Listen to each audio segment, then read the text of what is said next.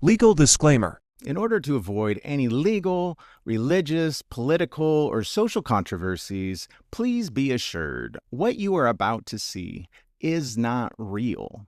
It is fiction for storytelling, scripted and performed by two actors with the assistance of AI to give you the illusion that it is real.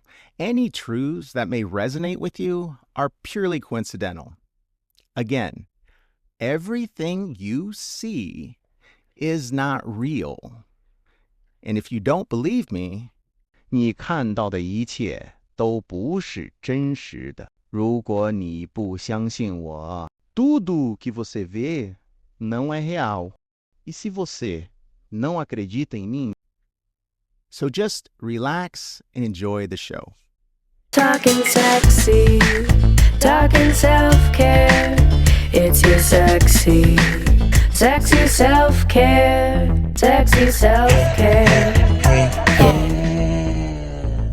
Yeah. Welcome to another episode of My Sexy Self-Care. I am your host, Grant Rosenquist. This is our fifth released episode and second in an interview series that I am calling Secrets and the Things We Don't Talk About. On our show today, we have an awesome guest, Ash, who is a trans male. And like all my interviews, we really challenge ourselves to be honest. And we talk about growing up, sexuality, masturbation, taboos, guilt, embarrassment, shame, porn, psychedelic substances, and all those things. But the one reason I'm actually really appreciate this episode is because we do a deep dive into identity.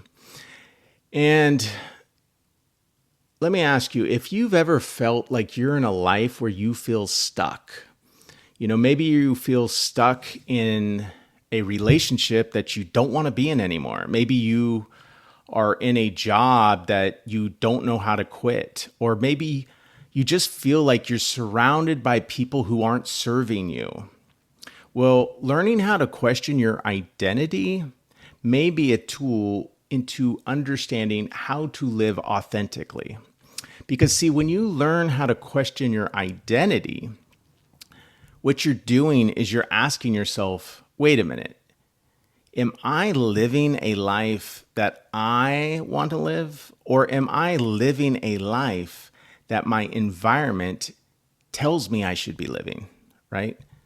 Are the goals I'm setting intentional?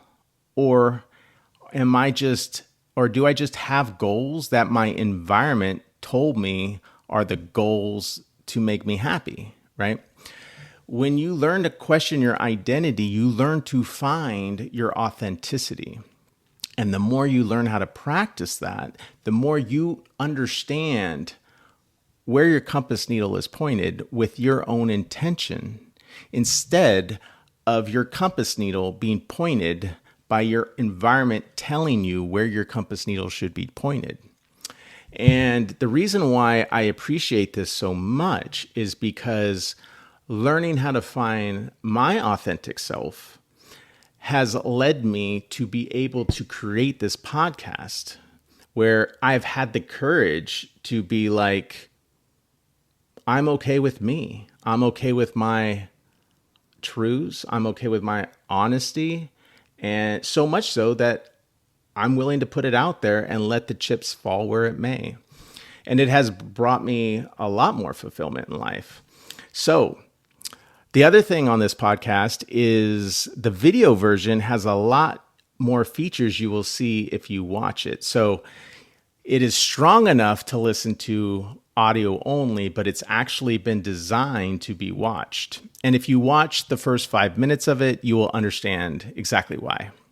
So, family, this is one I'm proud of, and I would really appreciate it if you gave me your feedback in the comments, and if you feel inspired to subscribe.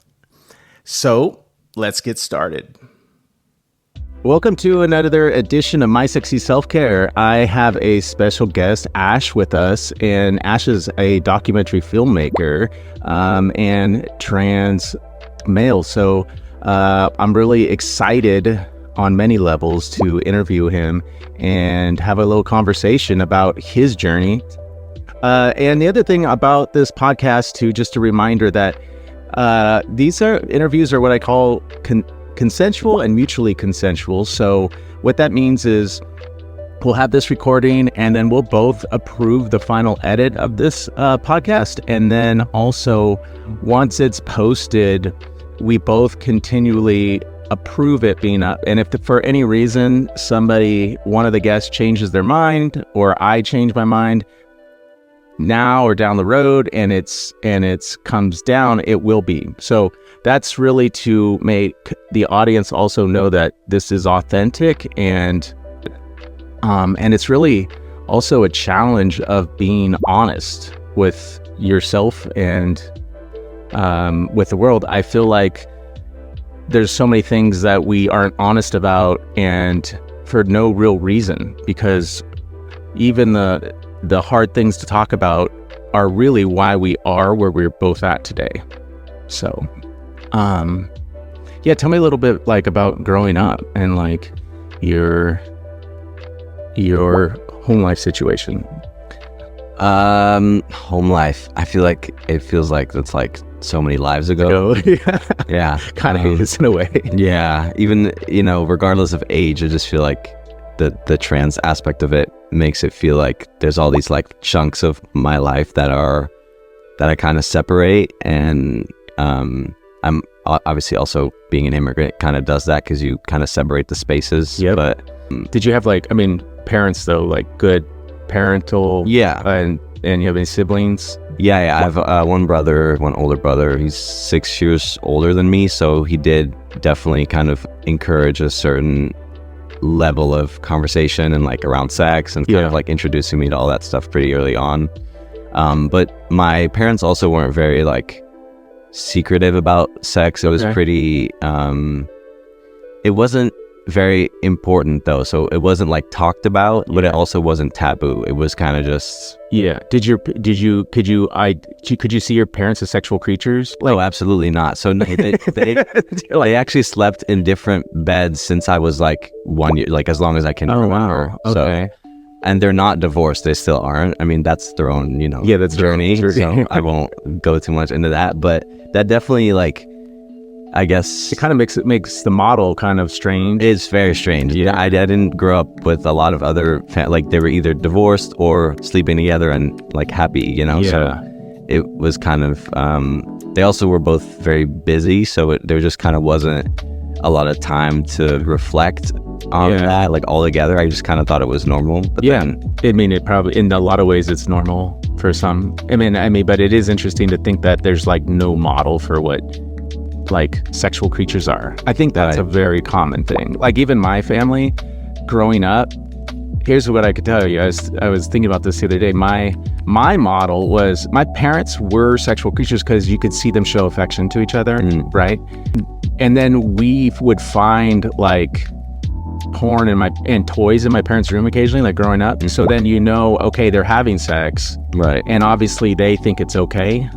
And I think that, but other than that, there was nothing. It was not talked about. Not really. Yeah. So it just seems like even that's a really shitty model to understand how I'm supposed to be as a sexual creature. Right.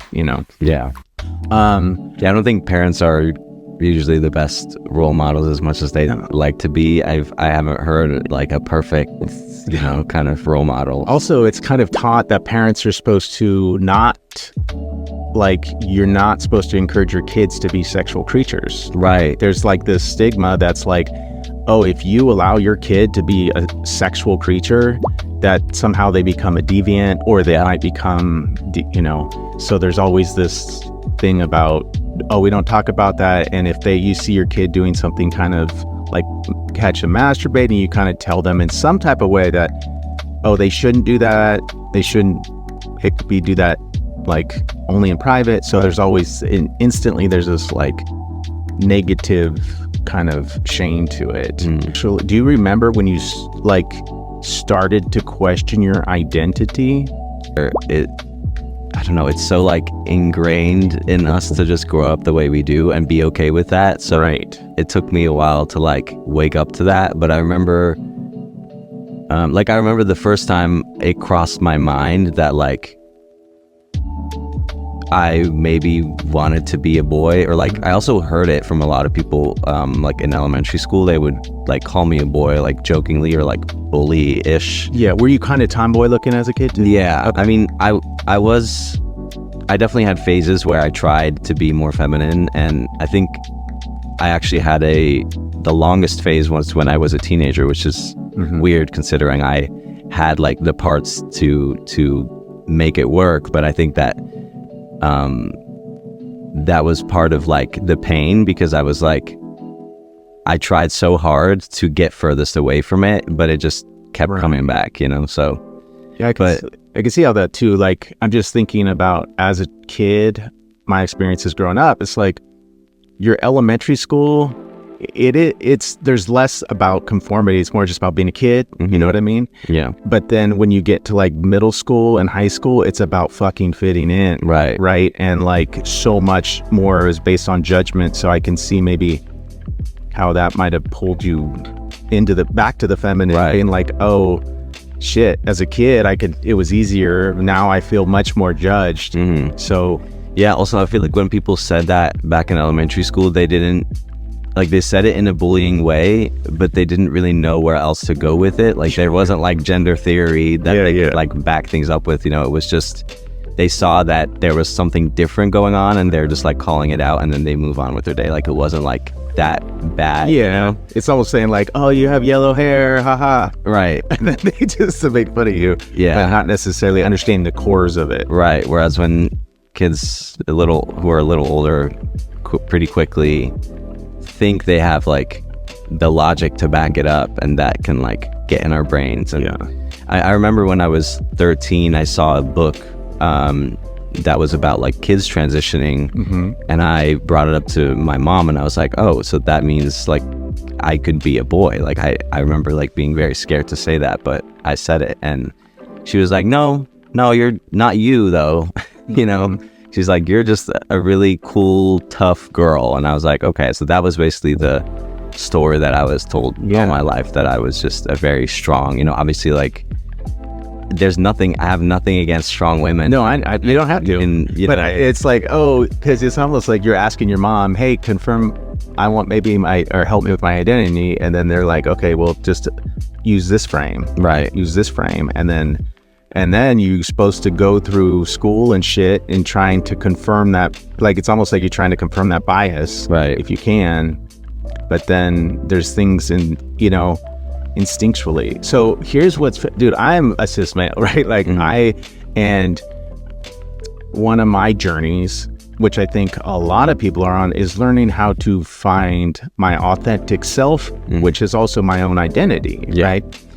Because being your identity is not just your gender, it's everything's, right? Your creative self, it's your values, right? So I did this, I'll tell you where I started. Like, I did this really deep mushroom trip once, and then I was like, oh shit, we're all kind of just like programmed by our genetics, but really our environment. And then it's like, so am I just a 46-year-old reaction, like series of reactions to my environment? Yeah. Right? Am I just doing this and saying this, and oh, I'm white, I'm 46, I'm Californian, I'm like male, I went to Tulane University. Like, is that my identity? And is that identity just a reflection or a reaction to my environment? Or who the fuck is me? Like, who am I inside? Like, and where's all this shit coming from? Do I have control over it? Or do I just, and is everybody that way?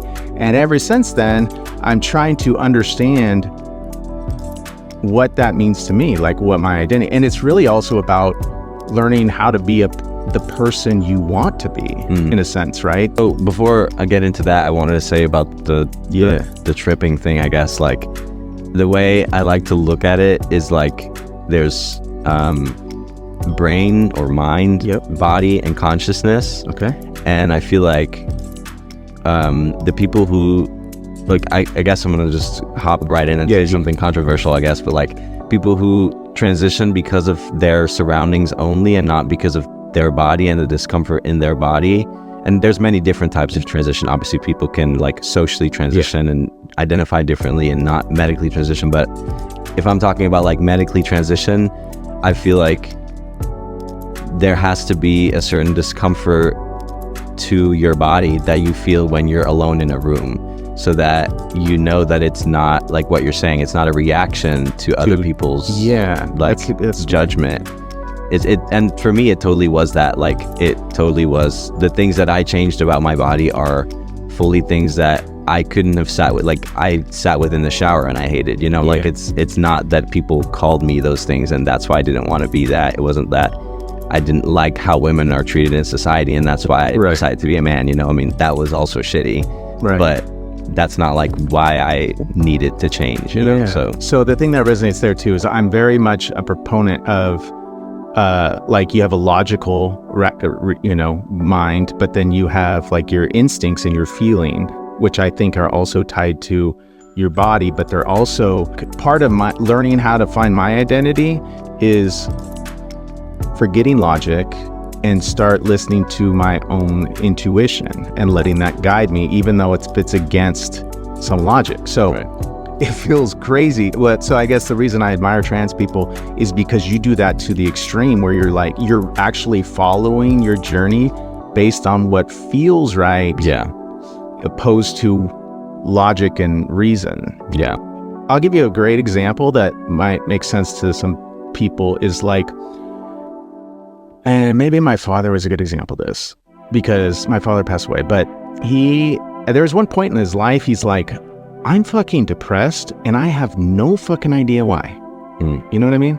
Like I'm depressed, but I got plenty of money. I got the house. I got everything, right? And I feel like that is a good representation of somebody whose journey is based on being a reaction. Oh, you're supposed to do this. Like you grow up, you're gonna go to college, you get a good job, you get a little picket fence, get some pets, get a house, and then it all makes sense. And I think so many people do that. And then when they've accomplished it, they have no sense of fulfillment because they're kind of followed the path that they were told to, not just by their parents, but by everybody. And they're so unhappy, but they have no idea why. It's why I think you see a lot of wealthy people that are miserable because they're like, I have more money than all these fucking people. And that's what I was told would make me happy. Yeah. So I like, and that's one reason I'm a trans. The other is, it's like you becoming reborn in the middle of your life. And you have no social group that you're born into. So it's very tough to get acceptance.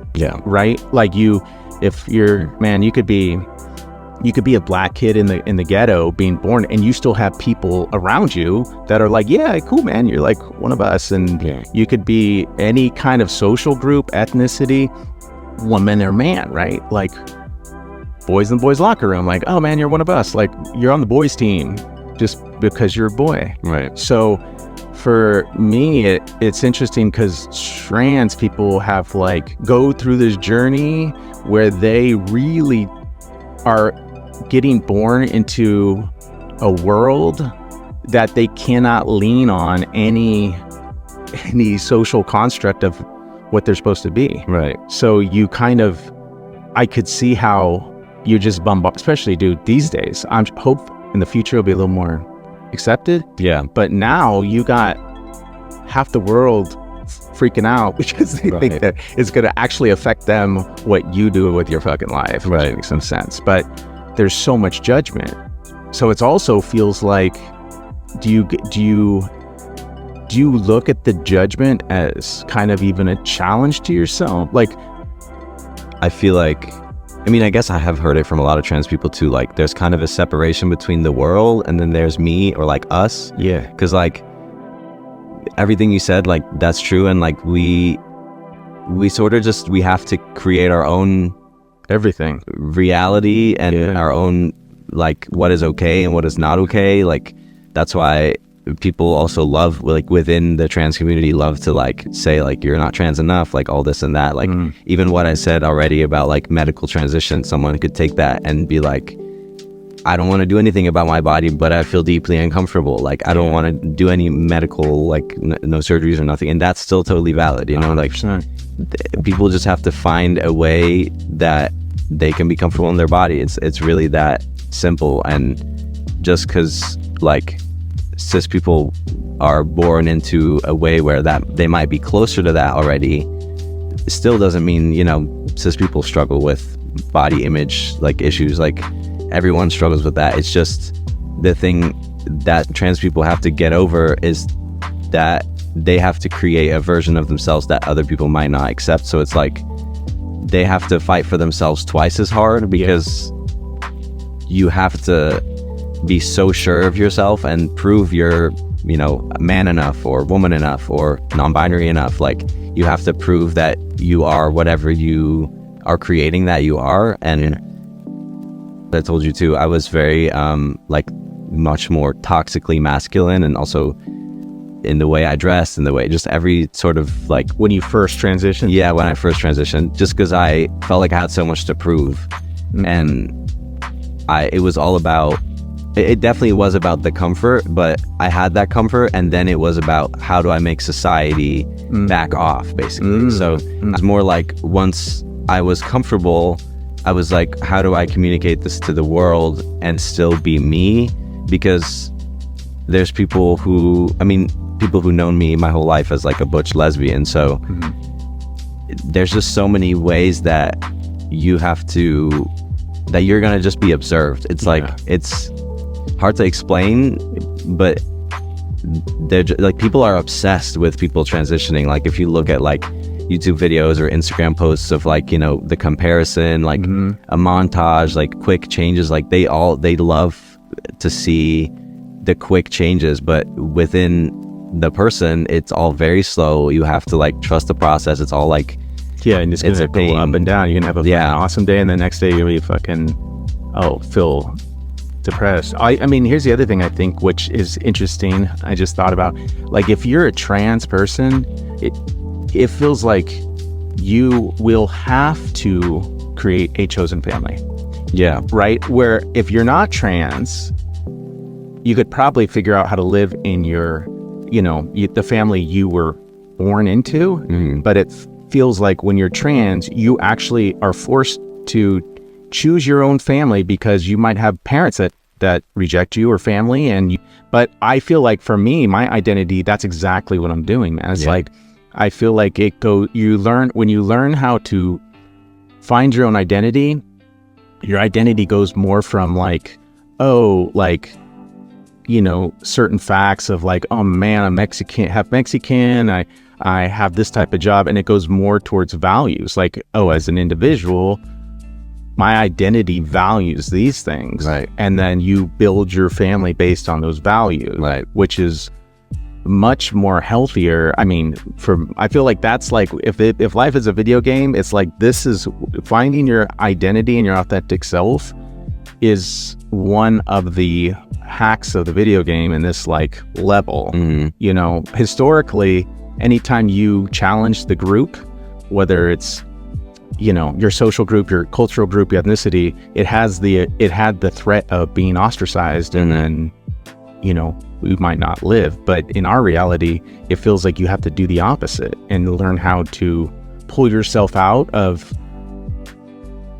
things you're born into, to understand if that's what you want to do versus you're just doing it. yeah, You know? yeah. I think the values that a lot of trans people, in my experience, have because of their transition are also very close to, I mean, obviously, like, LGBT rights, but also, like, BIPOC rights, because there's a way that Wait, what's that? Black, Indigenous people of color, Okay. like, kind of umbrella term for all of it, like, because, like, we're kind of forced to think radically, and to think, like, to break the mold, and to look at, like you said, like, who was ostracized and who else was not listened to in that project, in that process. Right. Like there's kind of, and that's definitely where I found like my chosen family as well, because there's just so many ways that we understand each other and it's like similar overlapping like of feeling like we're outside of the world, you know. So I mean, did you have any sexual experiences with yourself or with others, like before you transitioned? I had some, mostly like the ones that I can like kind of comfortably remember with women. And now I kind of consider myself just open or queer or whatever. But I always was, I first came out as like, I guess bi, because I wanted to like ease the, you know, the gayness. And then it was kind of like coming out as a lesbian because I wanted to prove that I didn't like men. That was like another, because being seen as a woman who likes men is a whole nother layer of like femininity that is expected of you. So as soon as I got rid of that, I kind of felt a little more at ease. And then there was, you know, fully being like, I'm a guy now. And then what was easier to come out with at the time was like, I'm a guy and I like women, because that's kind of it's really, some people can't like wrap their heads around it, how like then yes, you become straight. Like I technically became straight because I've been with a lot of straight women afterwards too. So it's not, I don't know, obviously there's a whole conversation that has to happen. So that journey, that seems normal to me. Like, I mean, but I was like, I'm going to put it the other way, right? If I'm a guy and then I'm like, dude, I like guys, and then you kind of like guys your entire life. And then if I transitioned to a woman, it feels very natural. And I was a gay guy, then I transitioned to a woman, and then I like guys. So that kind of that actually feels flowy. But you also say now you're kind of bi, so you're cool with men too. Yeah. So that's kind of the thing that is most confusing to people, because I definitely was not attracted to men, like I would say like at all or barely, when like before I transitioned.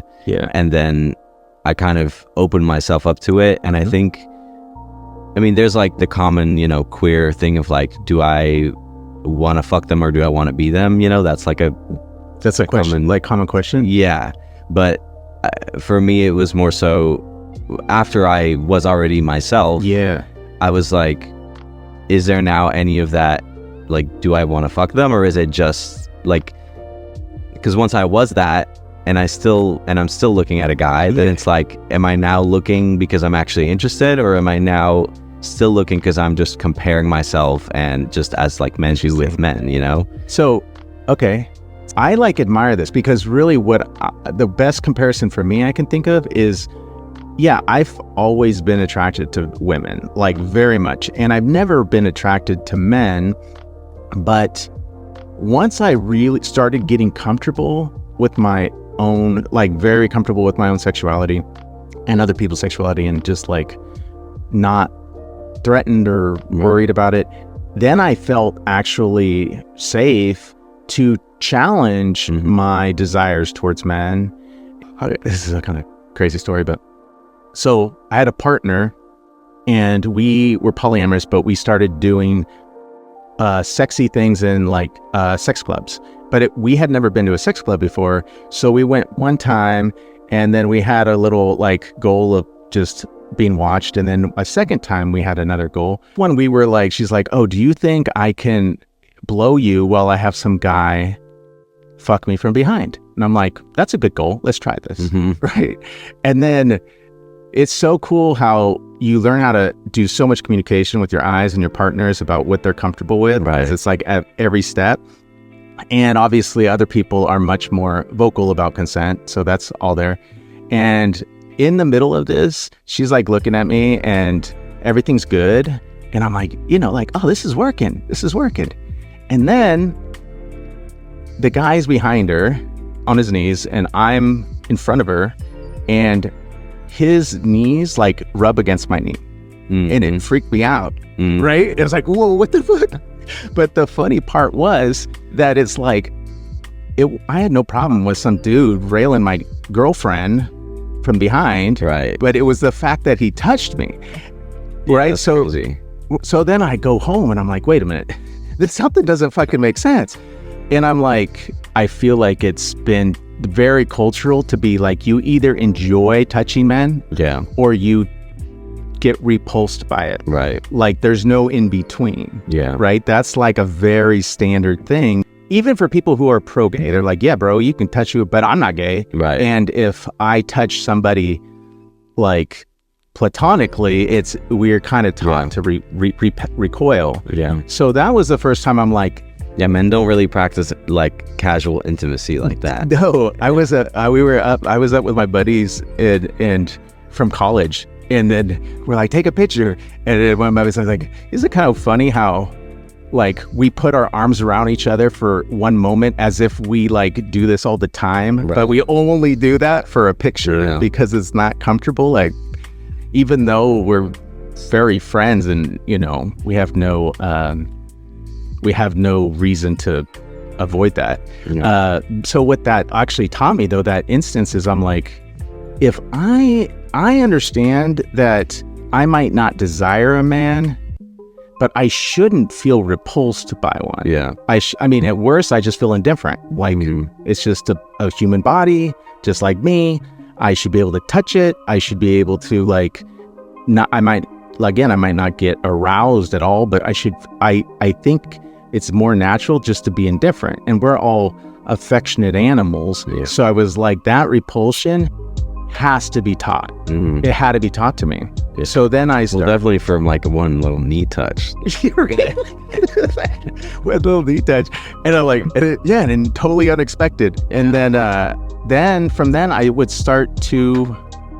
started to even like push my sexual boundaries, because I was like, well, I should be able to touch a guy, even in a sexual way, and doing it indifferently. You know, like, okay, I don't necessarily get turned on, but I shouldn't get repulsed. So I challenge my own sexuality that way. And I feel like that's also what helps you learn who you are. Like, what am I really attracted to? And it helped me become more comfortable with my own like desires and comforts and other people too. I'm saying, to your story, I think it's relatable, because what could be also just be happening is you are so comfortable with yourself that you're like, now I'm comfortable, more and more comfortable, so why not see what a guy feels like? Kind of like me, because I wouldn't have done that shit earlier. Yeah, it's exactly, I think it's the same.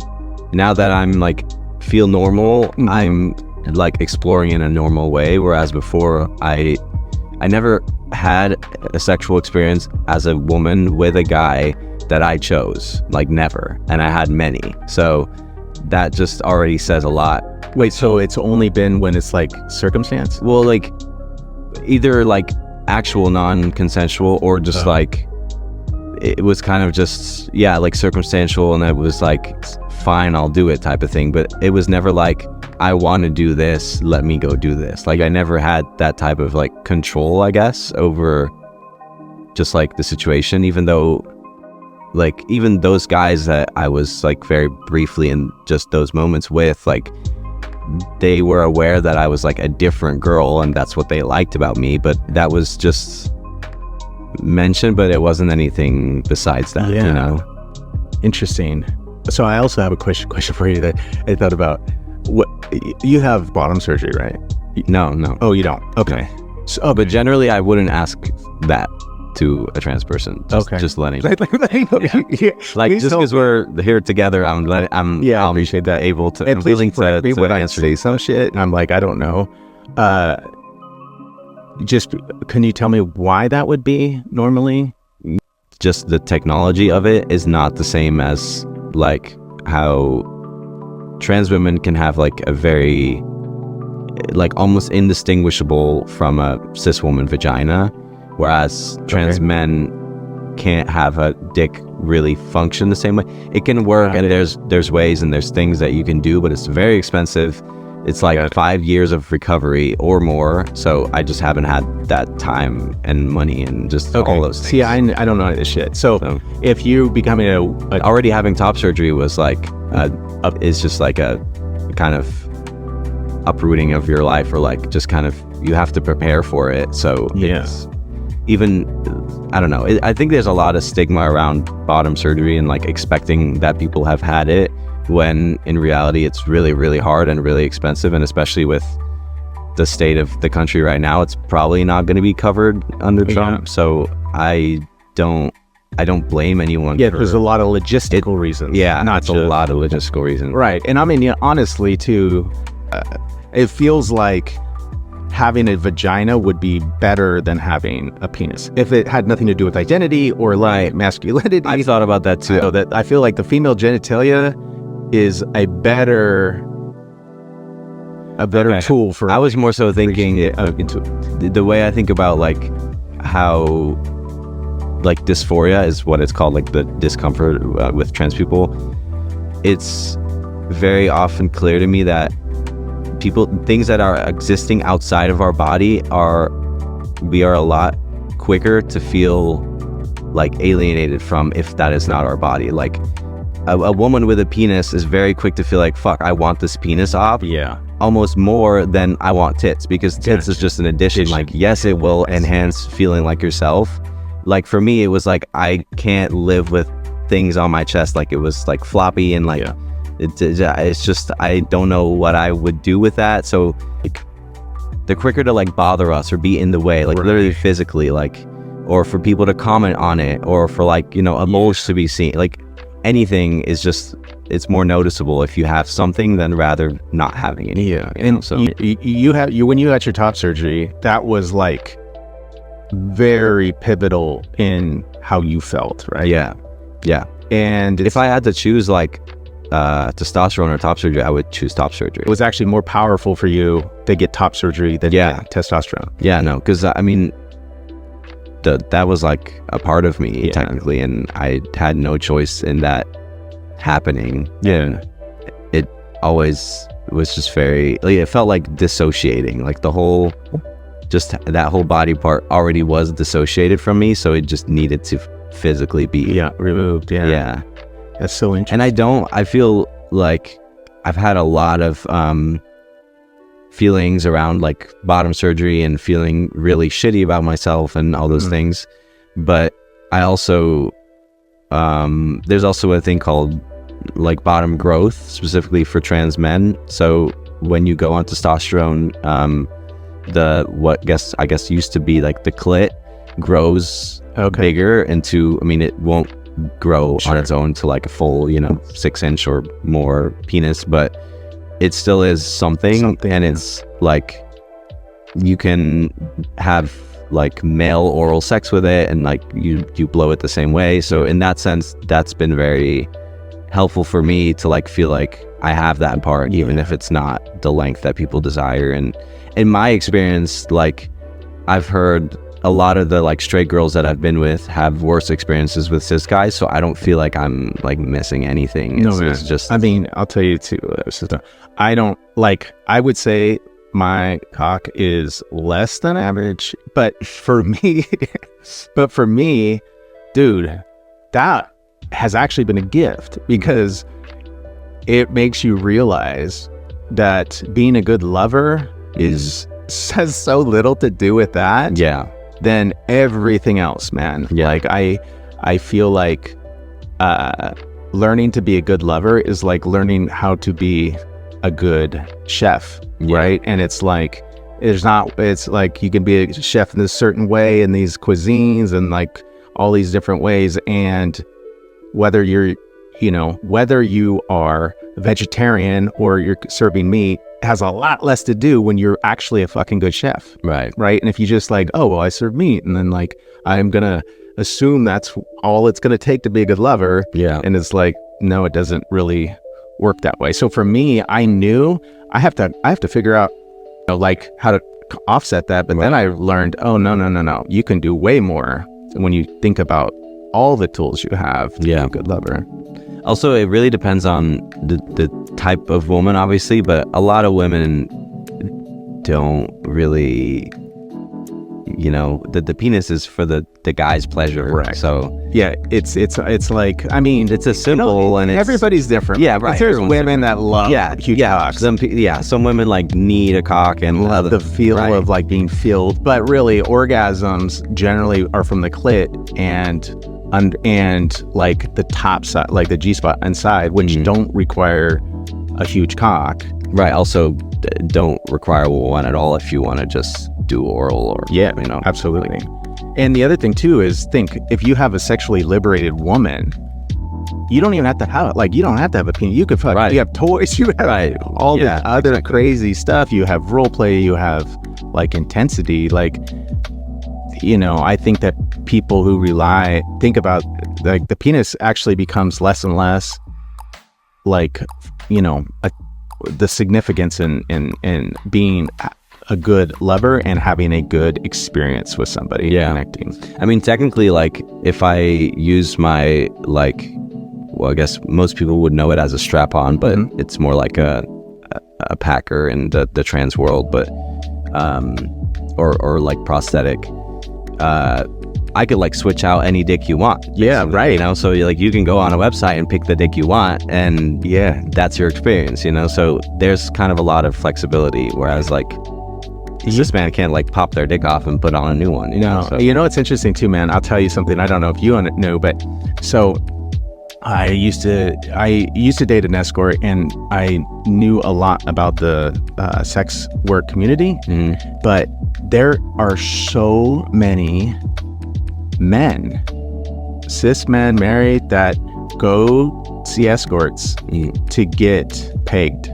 Oh yeah, like very and no, that doesn't surprise me by knowing how many men ask trans women to peg them. Because that is just like, men are obsessed with what they can't have, and it's just society has told them that they can't have it, and so they want it even more. It's like all the porn that is like taboo or like trans to like that's all seen by them under like the same realm. But and it could be somebody, it could be two ways, right? I mean, the way I think about it, it could be someone who has been repressed, and that's their only like, that's what I think a lot of people think about. That's their only like escape. But it also could just be someone who's sexually liberated, where it's like, oh, I learned how to be comfortable, and like the ass feels good to a man and a woman, and why not? Right. Yeah. Right? Totally. Yeah. It's not. So I just think the specifically the rise in men wanting to do that is because of the kind of suppression. But there's definitely, I mean, people, they can enjoy it. Obviously, I'm not shaming that. So you mentioned porn too. What was your experience with porn? Like, did you ever find porn as a kid? Did you like? Yeah, I think I mentioned it to you briefly as well. Like when I found porn for the first time, it was like on a website with also like murders and stuff. So I kind of was like, assuming it was in the same realm. I mean, I understood that it was normal and that people did it. But I just never had any interest for it. Like I saw it and I watched it with another like girlfriend of mine at the time, and it wasn't like arousing. No, we kind of stumbled upon it, and we watched like other people, like people fall off buildings after that. Like, oh, that's a so fucked up thing. Right. That's how we get hit by a train. Oh, then you're watching somebody like crazy way. Really weird. And then obviously when I was like, I don't know, 11 or something, that's when Two Girls One Cup came out. So I kind of saw that before I saw that. Man, I've heard it was crazy. I heard it's pretty crazy. I'm pretty sure I like gagged or threw up or something, because it's just, I mean, no, not kink shaming, but that's just a lot. Yeah, it's just a lot. Also, it's one of the first things you see. Right. Like, no, that was, I mean, we were watching it in like a group with like both guys and girls, and it was very like just screaming and kind of making fun of it. So it wasn't like we were actually traumatized or anything, but I was definitely like, damn, people are doing this shit. Yeah. I don't know. Interesting. Do you have a relationship with porn now at all? Do you? Yeah, I mean, just when I masturbate. Yes. Makes it easier. Right. But I'm not, I know I watched this podcast actually of two women, one trans and one cis. And they talk about their relationship to porn a lot. And one of the girls mentions she had like a porn addiction at one point, and I know that there's like a whole kind of spiritual movement around like not coming, or like I think you mentioned that too, like the edge thing. Yeah. So I know that there's something there. I personally don't feel like it's like holding me back. Like I don't feel myself like obsessed with porn or kind of like putting a lot of energy there, but I get how it can like, I definitely get how it's a weird, you're entering a like sort of a spiritual realm when you're... Well, for me, so what I use it for too is, in a way, I do use it to, and I say be a better lover, because my goal is to last longer and to stay turned on, and my goal is to create an experience where my partner lasts longer and they stay turned on as long as possible, right? Because if I learn how to go for 45 minutes, but my partner turns off after 15 minutes, it's not doing any hurt or any good. So I use porn to help edge myself and spread that out, and I focus on really doing that for my lover, keeping her turned on. And then even if a woman sometimes comes very quickly, and sometimes multiple orgasms happen like sequentially, or like they can have multiple, like sometimes meant to, but sometimes they're one and done. So it's like, if you're one and done, learn how to slow that, just like a dude, slow that down. But it takes practice, and then, because really you can end up having really long sessions that aren't just boring. They're like continually interactive, and they feel continually like good. Yeah, that's interesting. I was just gonna say, for people who are like into sex in general, and I kind of maybe want to say I guess just not that into sex, and I don't know if that is because of the trauma or because of whatever. I don't think it's because I'm trans. Let me just say that, because I think being trans is just one way that I am myself, and just kind of a happened along the way kind of thing. But yeah, I think I'm like, I don't, I'm kind of missing the value. Like I see like it's a tool for like connection, and it might feel nice, but I guess, I don't know, I feel pretty removed from that. Do you have like, okay, here's another thing, is the other thing I like to do is try like what things will intensify my orgasms, what things will help intensify my partner's orgasms, because I feel like as that happens, there's a greater sense of like connecting with myself and with my partner. With practice, the intensity is almost limitless. It definitely starts to become spiritual. It becomes like, holy shit, your sexual energy is powerful, and the connection with the person you're able to share that with becomes like very bonding. So it's not just the pleasure.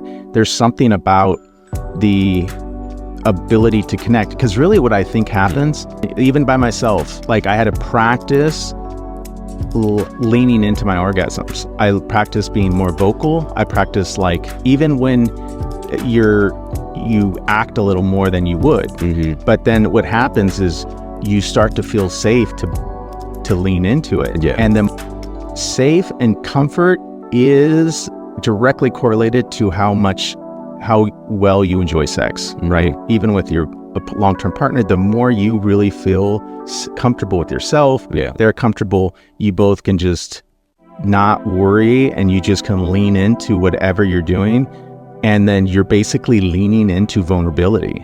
So as you're both leaning into vulnerability, there's this moment of connection, because you kind of lose yourself too.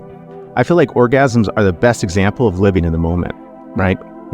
There's like great examples of like when you're dancing, when you're like close your eyes and listening to music you love, when you're climaxing, can't think of anything in your future, you can't think of anything in the past, time disappears, and you just live in this feeling of just existing in the most awesome way. And it's kind of tied to learn to navigate by feeling, like how we were talking about, and less with logic, Right. And so I think that's kind of how it's evolved for me. Right. It's really interesting to hear you kind of describe all that, because I do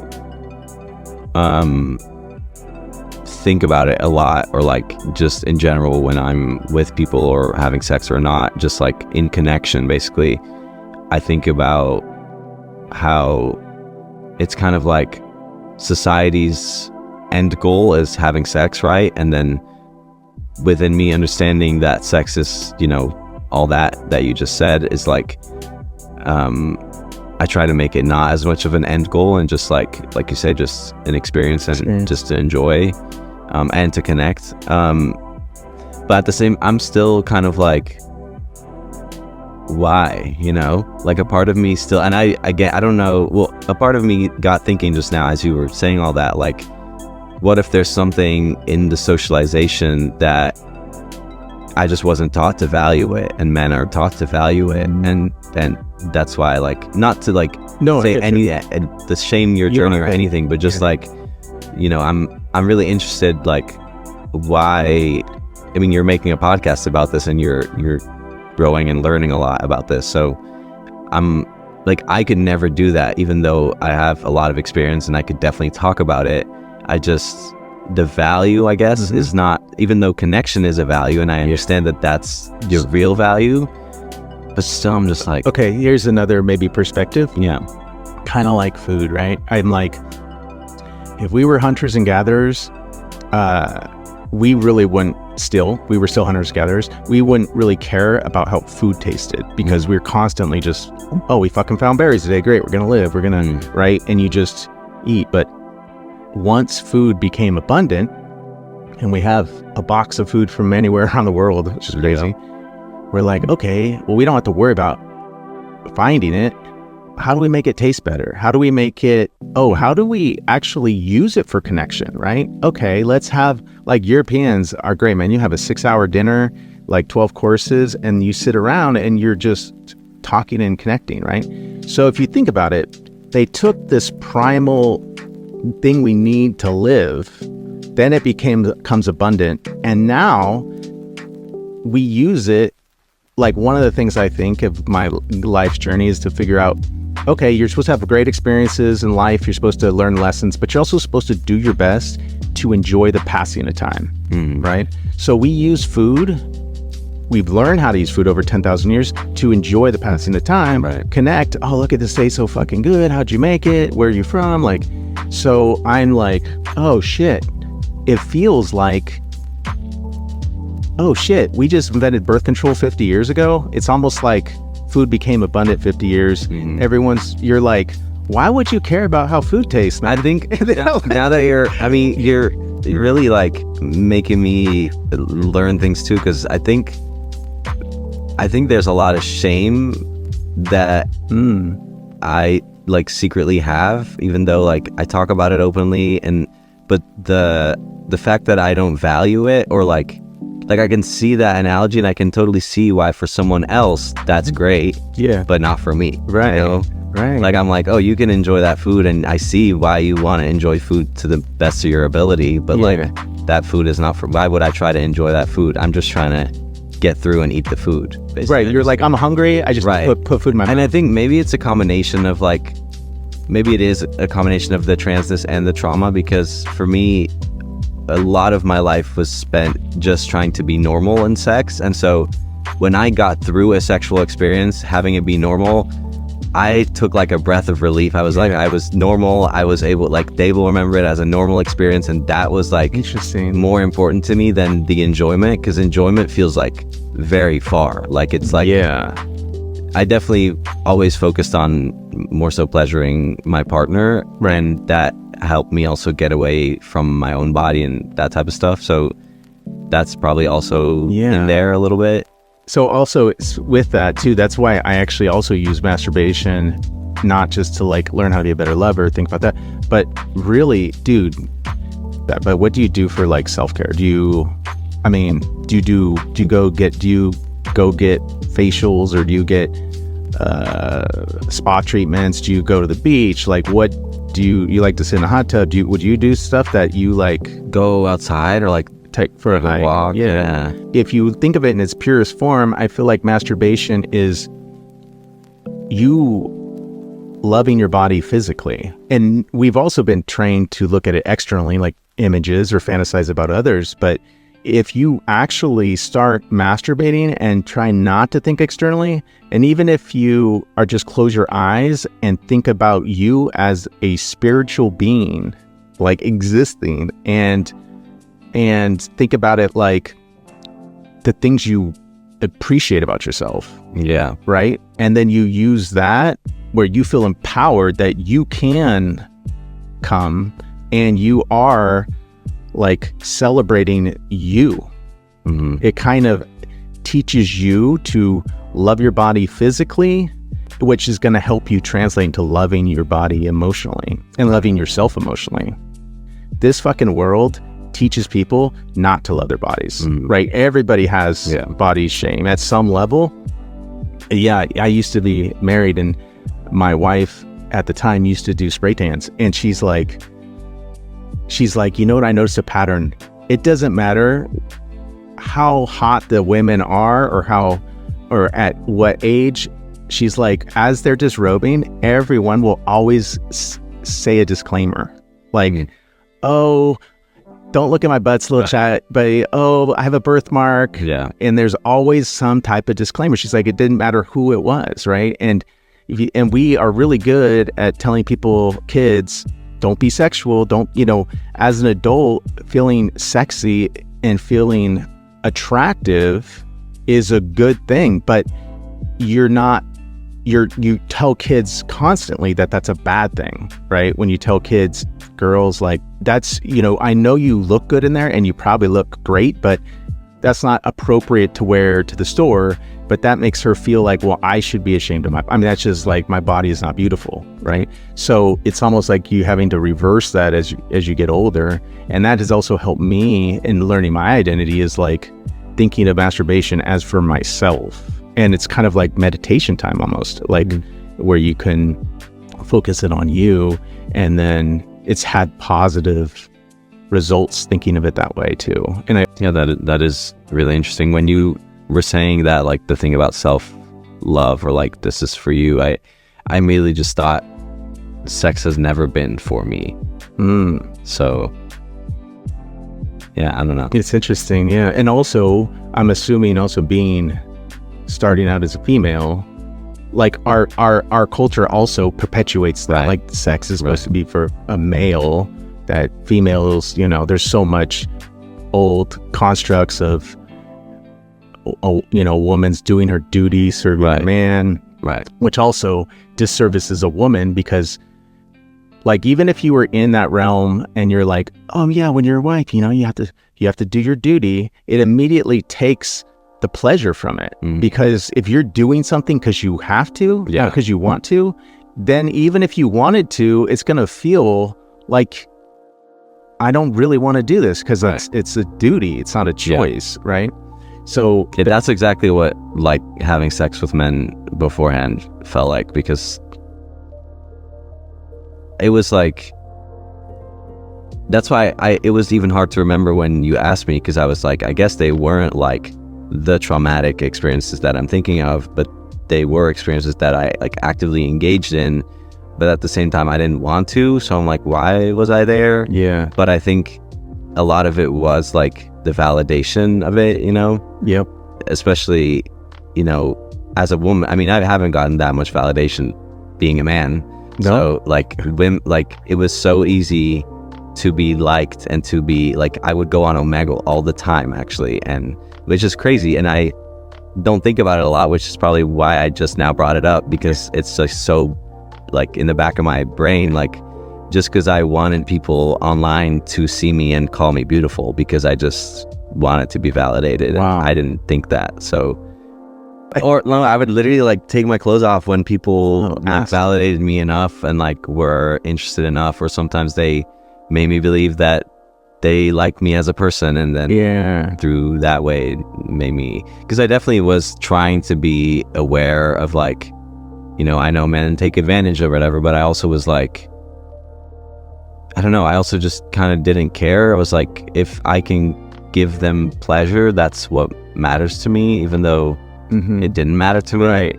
Yeah, you're getting validation from it, Yeah. in a sense. But it's also taking that from you, right? Like it's not Right. because I mean, really, I really feel like every spiritual being today, pretty much, has the ability to use their sexuality for their own empowerment, right? Like, and you can, because you don't, all these things you're talking about, you get to choose anything. Like, you get to choose who you get to have sex with. You get to choose how you want to have sex with. You could change your mind anytime. You don't, like, as an adult, right? As a, open-minded human. So it's It almost makes me mad hearing you say that, because thinking back about those experiences, I didn't feel like that at all. But that frustrates me that I did. Yes, I had the freedom to do what I wanted to do there, and I didn't. Why? Yeah. Well, I mean, you got everything ahead of you. So, that's the great thing about the past. You don't have to, you just it's all those things that add up to today. So, yeah, but I think about it, I mean, not a lot, but when people talk about sexual experiences, I do think about it, and it's interesting to kind of learn that I don't know, that I didn't want it, but I did do it. I don't know. I don't even know what I'm learning there, but I guess the validation part, or that I valued just making someone else happy or something. I mean, for me, a lot of times swapping the perspectives of food helps, because imagine you're I thought it was my duty to fucking cook food for my family.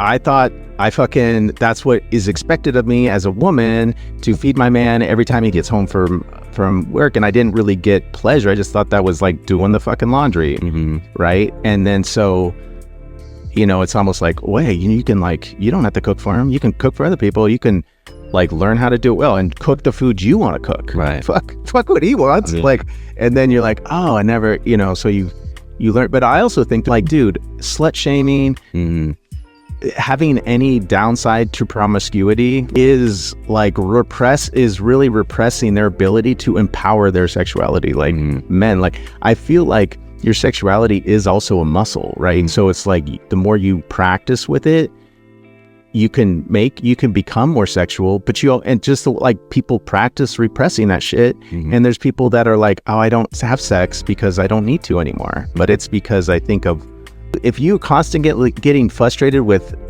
feeling you want to have sex and you're not able to, your mind does a great job of shutting those feelings down and marginalizing them, so eventually they don't really come up anymore. For me, releasing those, finding those again, has just been a much better tool for understanding myself, and then learning how to be I'm okay with me, because if you're going to take a journey of being a trans person or challenging your identity in any way, you better also be taking a course on how to fucking love yourself. Yeah. It's you can't do it. You can't, because what happens is, and regardless of your trans, it feels that when you start pulling yourself out of these cultural expectations of you, or gender expectations, all this stuff, first you might be surrounded by all these opinions that seem more important than yours. But when you pull yourself out, you have to start realizing, no, your opinion about you, especially about you, is more important than anyone else's. Yeah. Right.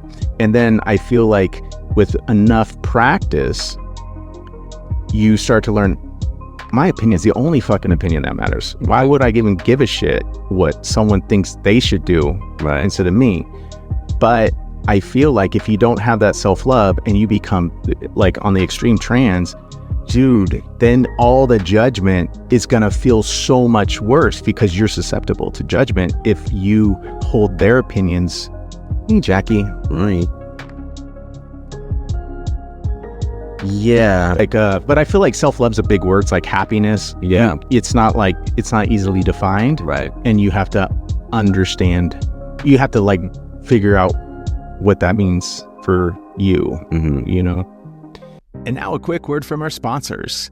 Did you know that intimacy without commitment is the #1 trending profile on the Bumble dating app?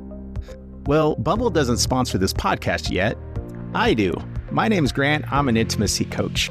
I offer one-on-one sessions, virtual sessions, and exercises and workshops you can do at home. Because adding intimacy to your life takes more than selecting a category and swiping right. Intimacy starts with you.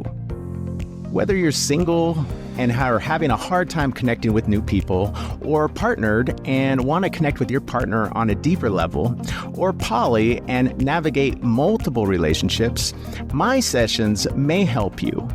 Take my free intimacy quiz and I will send you more information on my sessions and workshops.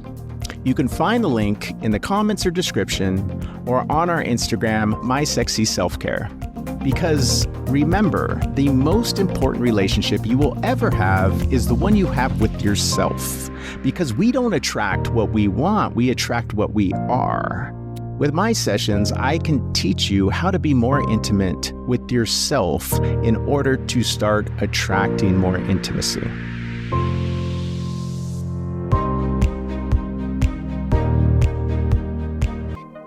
I used to be in the cannabis industry.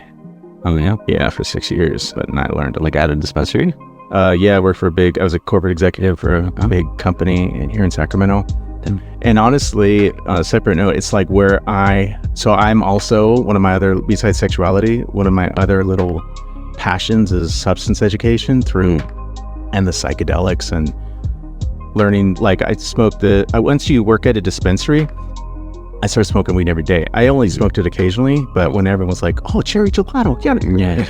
Like, you just started smoking. And then I was smoking every day and I was like, this shit is not bad. Like, this is way better than alcohol in terms of hangovers, effect on your cognitive skills. Like, nobody's waking up. A fuckload of people drink too much, get hungover, call in sick. Right.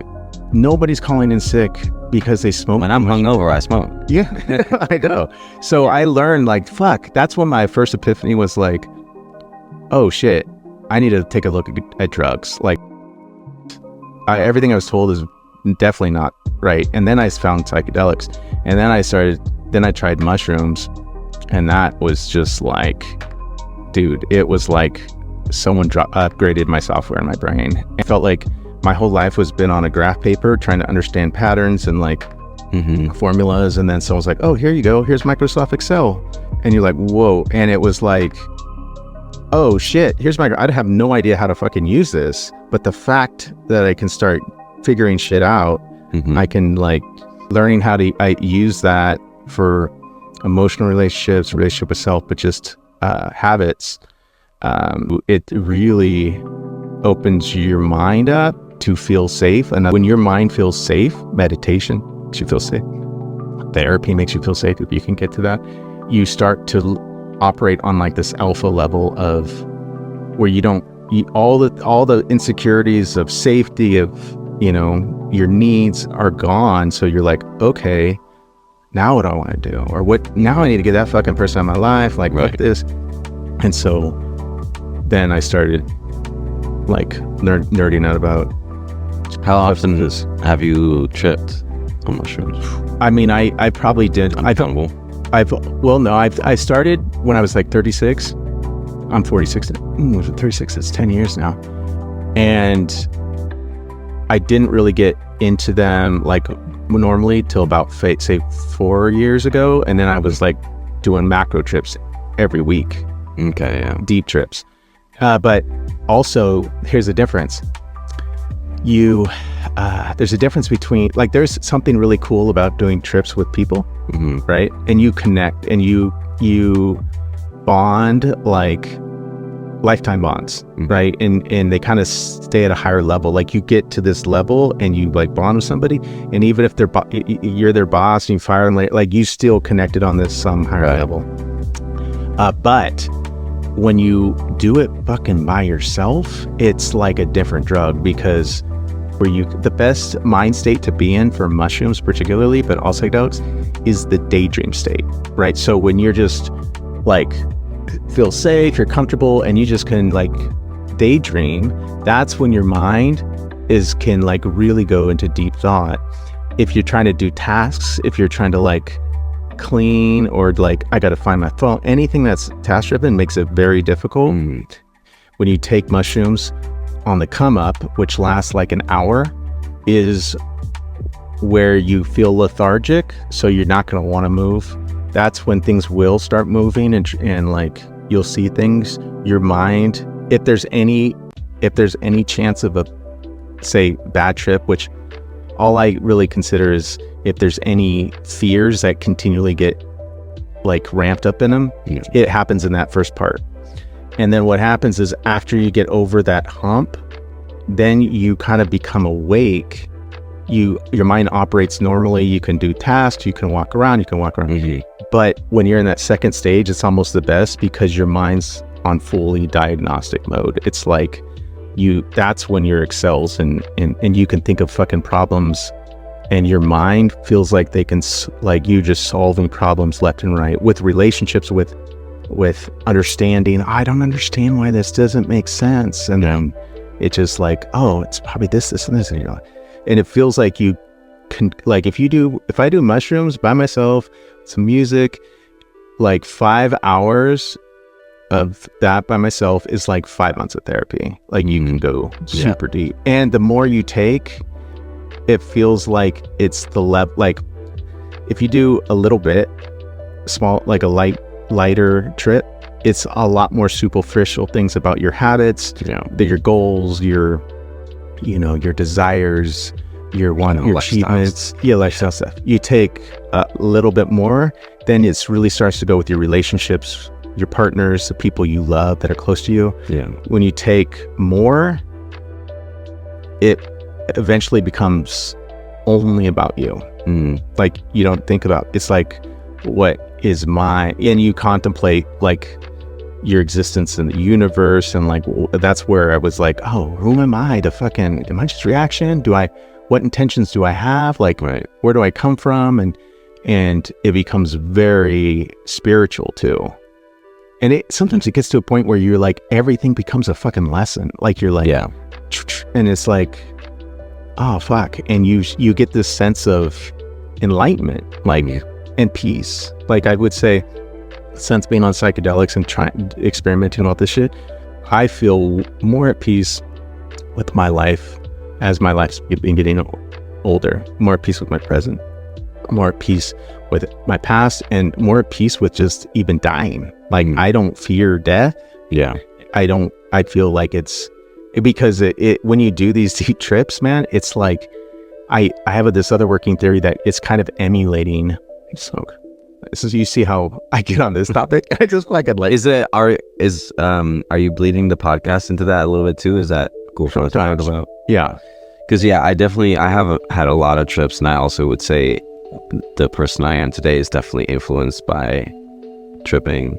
Yeah. So tell me your I might put this in the part. I have one cool story if you want to include it, because it's related to sex and to my trauma, the way that it showed up, like physically. Wow. Yeah. So I was on a camping trip with two of my best friends, both trans guys. Okay. A bad trip, it's always a lesson. It's not really a bad trip, what is bad, all that. We were sitting around a fire, and we were in a very kind of secluded spot in like a forest, so it was kind of just the three of us. And I don't even know when it flipped, but what did you take though? Just dried shrooms from Peru, I think it was. All three of you?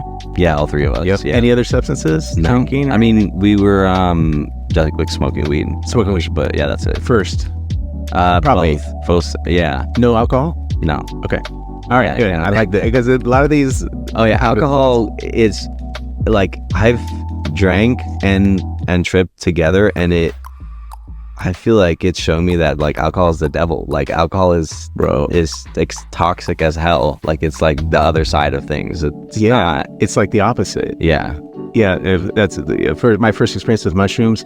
I was telling somebody about it. I'm like, oh, I tried this drug, and my mind stopped myself from calling it a drug, and it wanted to call it medicine because it was that much more transformative. Right. And it feels like, it's in some ways it does exactly the opposite of what alcohol does in a weird way. But go ahead. So you guys are camping. Yeah, and so we're sitting around the fire. At first, we had a fun little leg of it where we were out on the river that we were by, and we were just on a boat, and the water was nice. The sun was going down, but then once the sun was down, it got just spooky in my head. So, Yes. basically, to kind of shorten the story, like, I basically thought they were gonna rape me, and there was kind of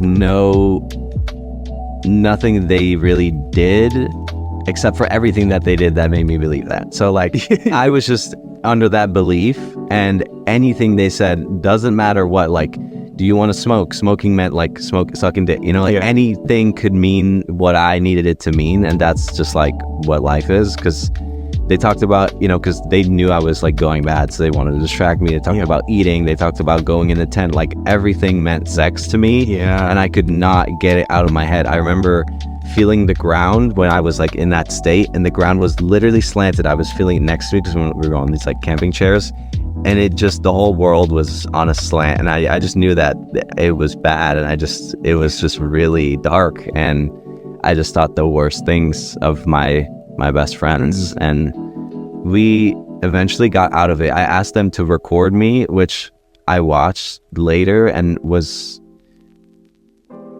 I still understood how I was perceiving everything, but I also fully think I was just going through probably like literal psychosis for a little bit. Yeah. Because I was so convinced that like I didn't want them to come near me. Like any sort of like comforting was them trying to get at me. And they were tricking you. Yeah. It's like, yeah, we care about you. It's like, oh, you're tricking me. Right. It was all very layered and complicated. And I definitely, it took me a while to kind of hang out with them in a normal way again too. So that was definitely... So because the other thing, it does have a way of like making your fears stand out sometimes. I mean, bad trips. Right.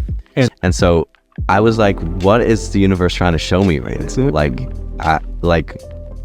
It's making me afraid of my friends, but it's like, I know that my friends have like, it's fine. So it's like the ultimate, like showing me like, do you want to believe your bullshit, or do you want to believe the life that you've lived, Yeah. It was really crazy.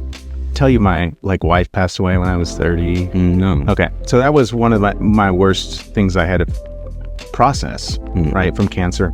And there was all things tied with it. But I feel like the way you kind of check yourself if you're processed is throughout years is how easily you can talk about it with, first it's like someone and then it becomes someone you don't know, and then it becomes a stranger. Like if I can go to 7-Eleven and be like, oh yeah, my wife died of cancer and she suffered a lot, this is what happened because they asked me, then, and I don't get emotional or hesitant, then I'm like, that helps me know that I've been processing it. When I have a hard time talking about it, or I get emotional, it just means there's more shit to work out. Yeah. But it takes time to get there.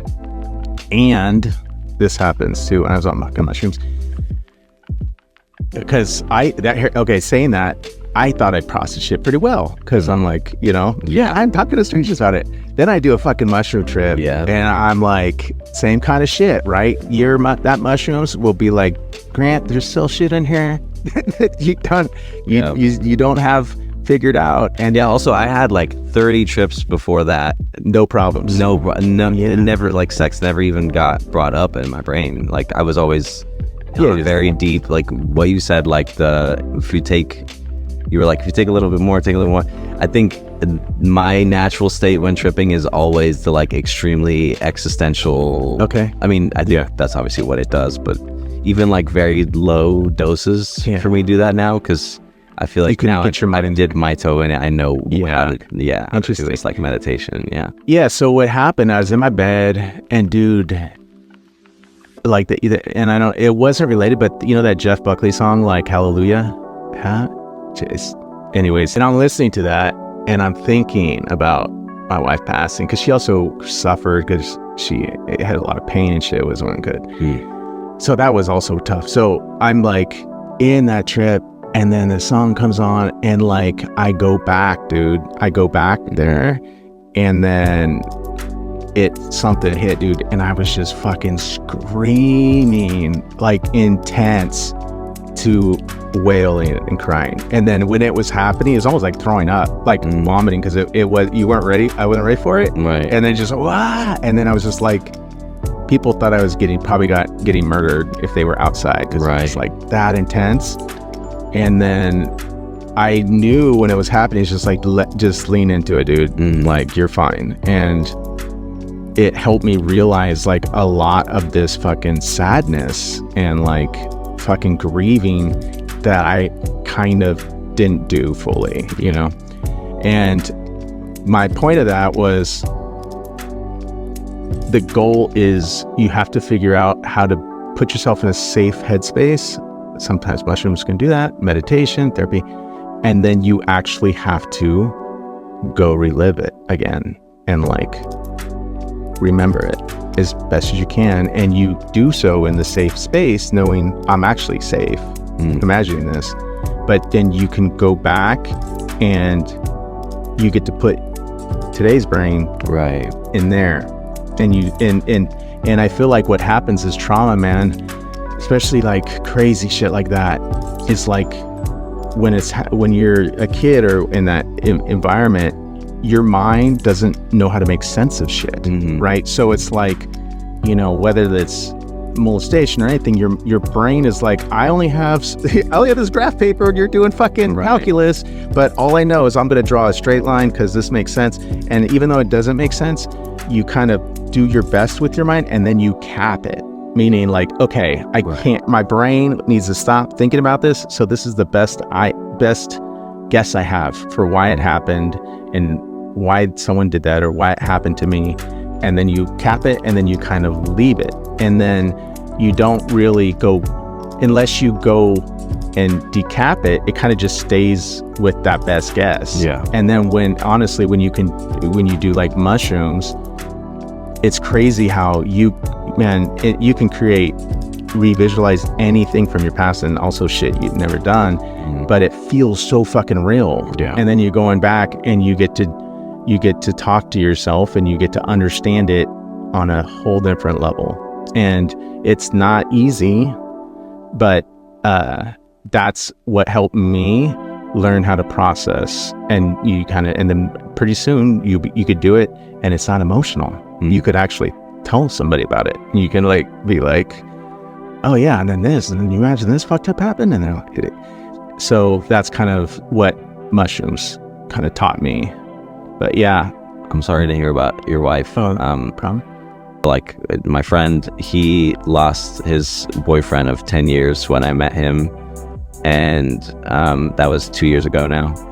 And that's when I lost my aunt, who was like my mother, who saw me. And so we've kind of been grieving a lot together. And those past 2 years, basically, I've just been pretty secluded and kind of grieving on my own. So that's kind of where I'm sort of coming from now. So that's why my connections are like sexually, I'm not feeling that like in tune, or like with connections with people, I'm not like seeing that many people. Whereas I used to be a lot more like active in that. I don't like meditate as much when I know I should. So it's kind of like those things, and like I'm not as social as I know I could be, or like social situations are hard, and I'm just like too anxious and kind of running with it in my brain. You know how you say I'm not real social, or I'm not, but you maybe you want to be, or you can't tell it. You can't be like, I want to be more social when you're on mushrooms. Right. They only work, they're like Jeopardy. They only work when you phrase shit in the form of a question. So if you want to be more social and you go on mushrooms, and then you have to ask yourself, what is preventing me from being more social? Right. What's stopping me from achieving this? And that shit spits out fucking answers. And it might be answers that create new questions or hard, but that's one of the best ways to use those things, is like when you're trying to form your identity, like I want to be this type of person. You use psychedelics and ask yourself, what's preventing me from being that person, that type of person, or whatever. and you would fucking be surprised. Right. You don't have to talk to anybody. That shit just like comes to you. It's pretty amazing. Yeah. Tell me too, what substances you used to use? The mushrooms mostly? Or Yeah, I mean, LSD or... yeah, both kind of those, not really, and I really would trip alone, mostly mushrooms, yeah. Yeah, mostly mushrooms. Yeah. And and I guess weed, but just like kind of meditate in my own little space. And I tripped with some like close friends sometimes. In general, I mostly have like close friends, so I'm not like the kind of like party guy anymore. Yeah, no, I guess. So they all are we've also done like DMT and like sort of bigger groups together. Like the smoking or ayahuasca style? The smoking. Yeah, no, I haven't done that. I want to like, if I ever do ayahuasca, I want to go like to Peru and actually have it done. Tribal, yeah. Like DMT was like life changing on a different level. Like, So how old were you when you did DMT? I think 19. Okay. I'm 26 now. So. Like, what led up to it? Did you plan it, or was it like all of a sudden? No, my roommate actually just brought it to me but like left me alone with it. So then I called my best friend and I was like, I can't do this shit alone. So come over and let's do it. And he was too scared, so he didn't do it. So he just watched me, which was horrible because he basically became the human embodiment of all humans. Okay. And I told him beforehand I had this like nice little balcony, and I was like, if I run out there, obviously stop me, because then some shit might be going on. And I run out there and he grabs my body, even though I wasn't trying to jump. Yeah.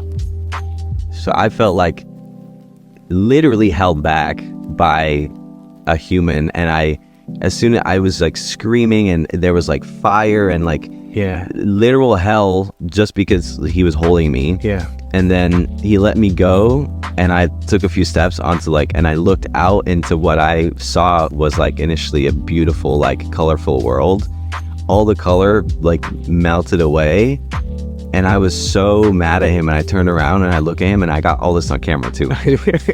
So I turn around and I look at him and I say, I fucking hate you.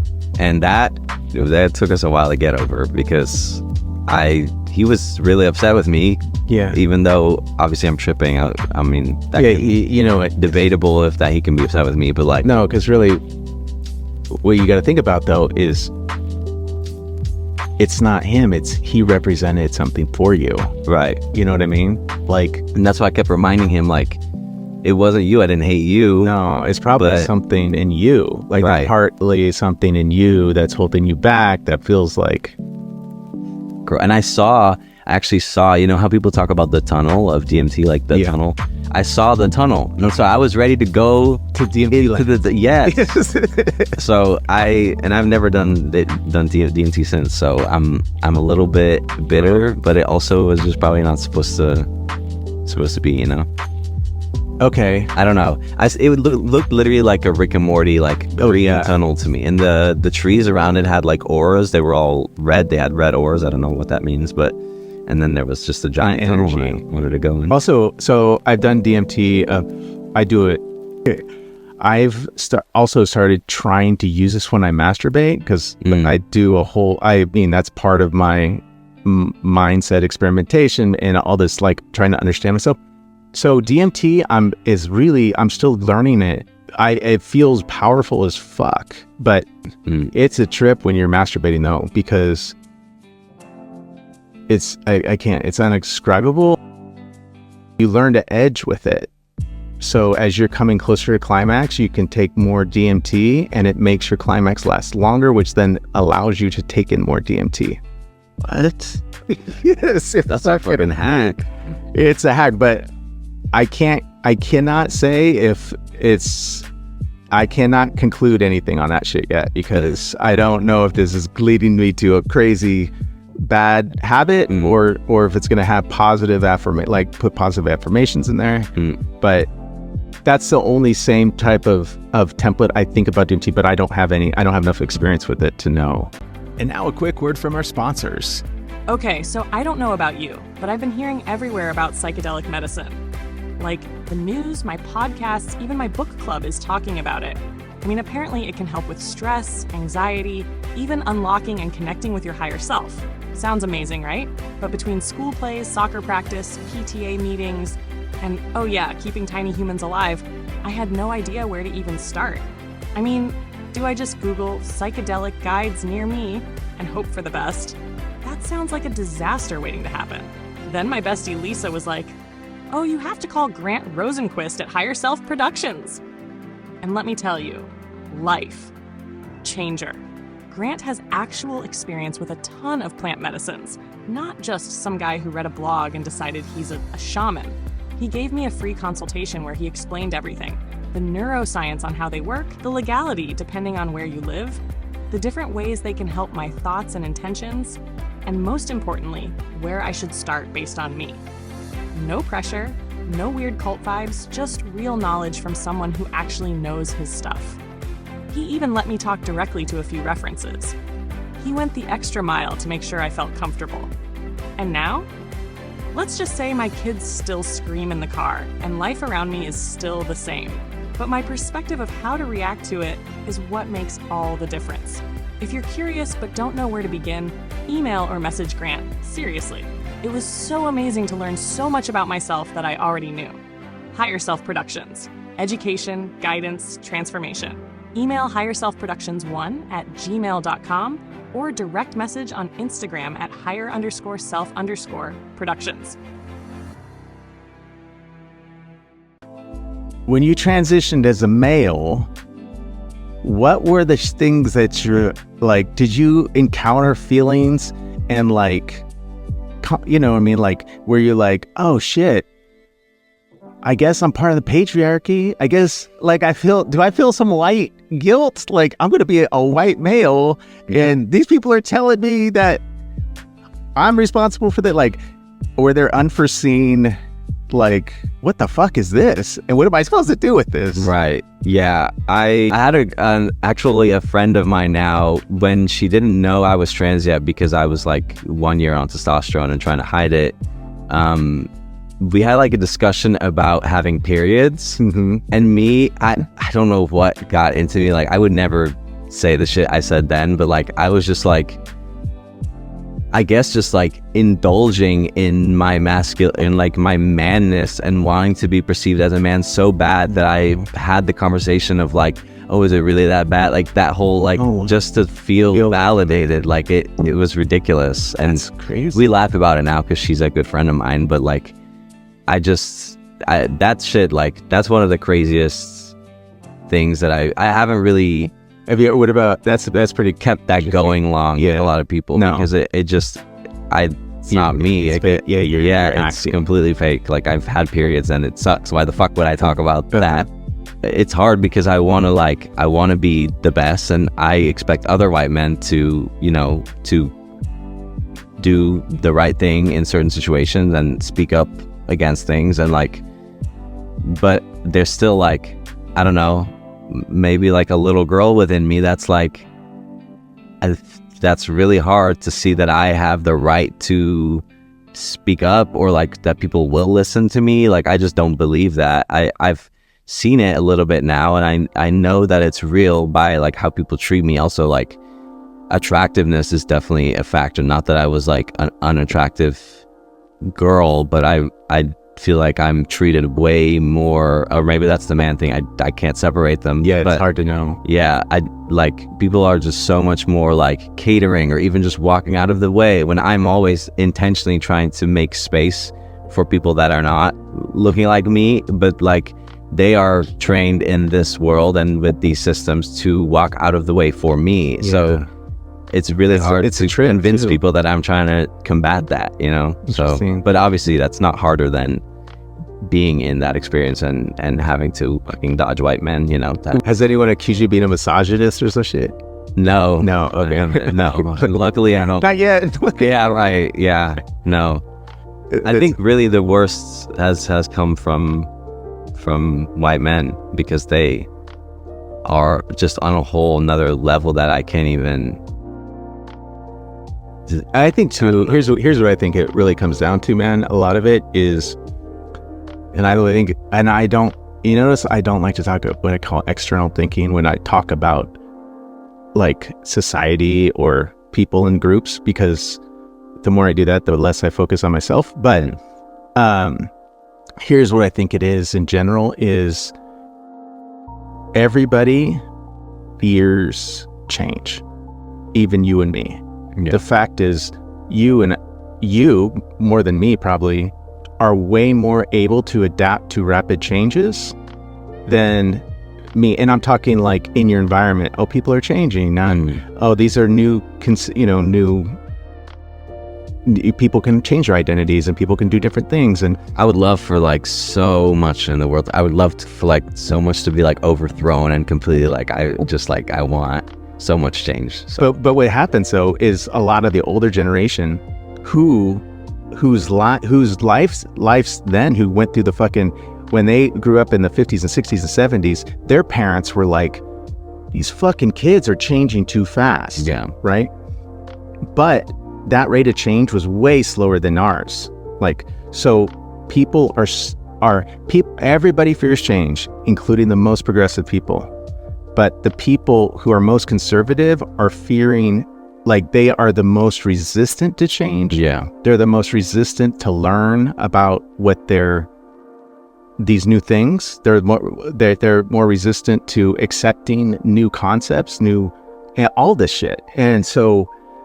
And that resistance is because it's fear-based, and it's almost like will happen to us when we're fucking their age. Yeah. People will be like doing some crazy shit. You're gonna be like, these kids are fucking changing too much, like too fast, and this is unsafe, and they don't even know if this is gonna happen. I mean, I feel that about like TikTok. I have never downloaded TikTok. I feel so like alienated from those kids. I'm just like, that it's bad. Like, I believe it's bad for them. I believe that whatever the new thing is, that change, that is bad for them, and that whatever it used to be, like how I grew up with crayons, is better. Yeah, I believe that.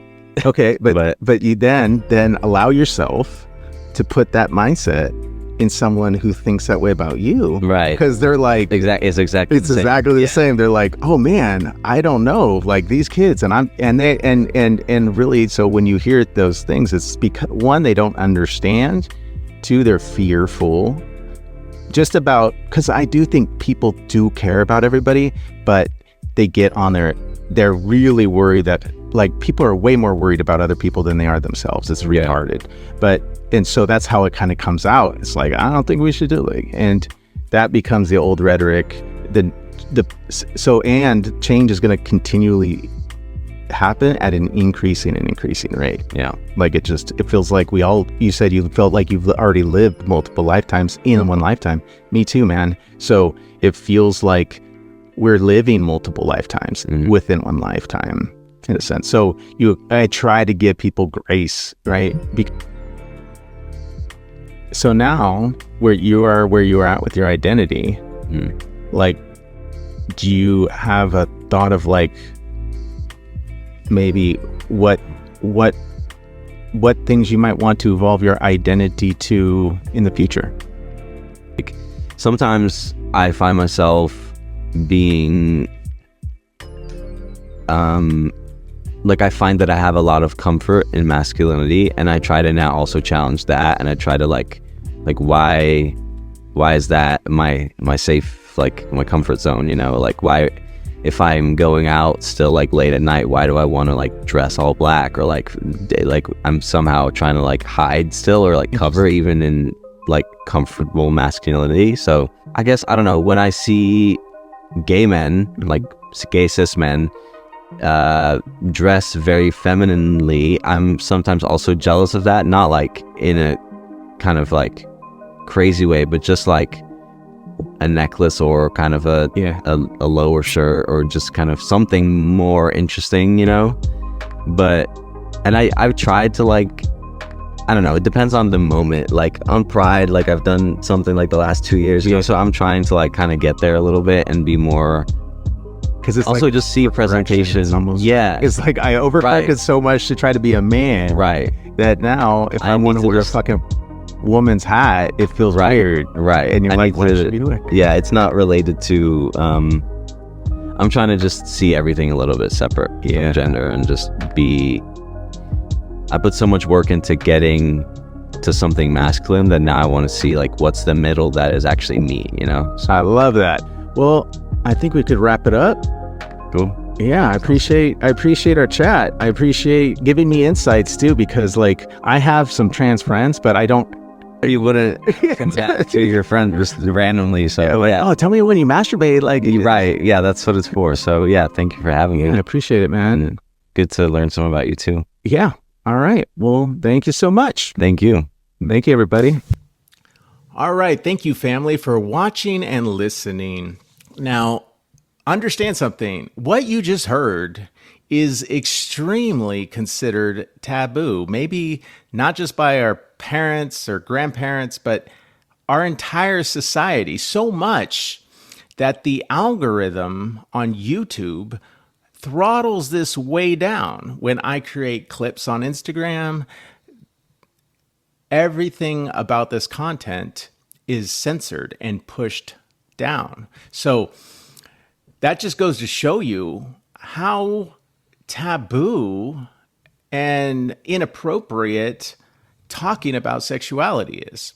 So if this podcast resonated with you, I would definitely appreciate your feedback. And if it didn't, I'd appreciate your feedback too. And if you'd subscribe, that would be great.